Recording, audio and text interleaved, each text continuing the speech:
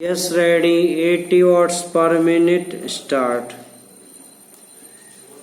कहते हैं दिल की भाषा और दिमाग की भाषा में अंतर है।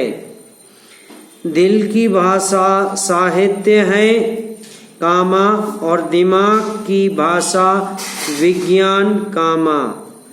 तकनीक तथा कार्यालय आदि से संबंधित है पूर्ण विराम। कॉलेज से निकलकर कार्यालय में घुसते ही यदि किसी स्नातक से पूछा जाए हाफ मार्जिन क्या है कामा, तो उसका उत्तर होगा कामा पूरे मार्जिन का आधा पूर्ण विराम। जबकि हाफ मार्जिन एक रजिस्टर होता है पूर्ण विराम, क्योंकि वह स्नातक दिल की भाषा से दिमाग की भाषा में सही अनुवाद नहीं कर सका तो उपहास का पात्र बन गया पूर्ण विराम।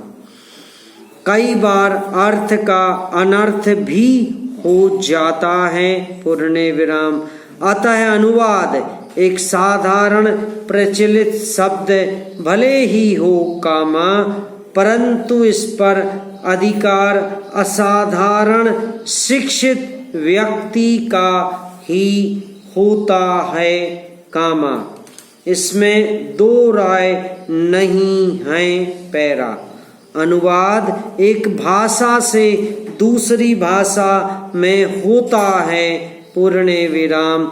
एक भाषा स्रोत भाषा कहलाती है और दूसरी लक्ष्य भाषा कहलाती है पूर्ण विराम।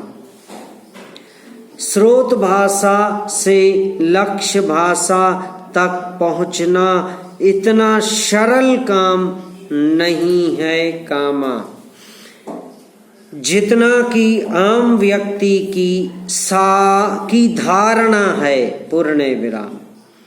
कार्यालय में स्रोत भाषा के कई रूप होते हैं प्रश्नवाचक।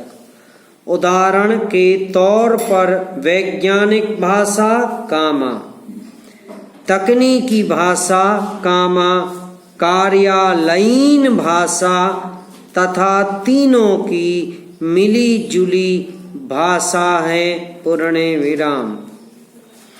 हर विषय की अपनी भाषा होती है कामा, और यह जरूरी नहीं है कि एक विधा में प्रयुक्त शब्द का दूसरी विधा में सही अर्थ हो पूर्ण विराम।